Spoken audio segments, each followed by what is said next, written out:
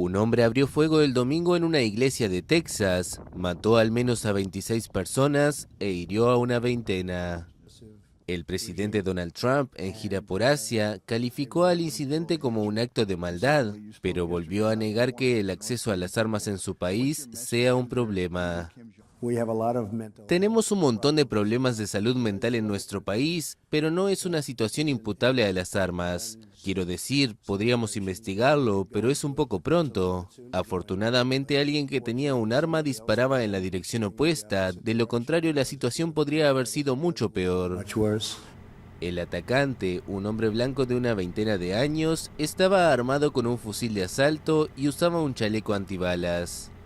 El tirador fue atacado por un habitante que le quitó el fusil, y si bien logró huir, fue encontrado muerto en su vehículo poco después, sin que se sepa si se suicidó o si alguien disparó contra él. Todos los años, más de 33.000 personas mueren en Estados Unidos víctimas de las armas de fuego, según un estudio reciente. 22.000 de los casos son suicidios. Pese a ello, pocas medidas concretas han sido adoptadas para intentar encauzar el fenómeno, principalmente debido al peso del potente lobby en favor de las armas de la Asociación Nacional del Rifle. La masacre ocurre a 5 semanas de la registrada en Las Vegas, que dejó 58 muertos.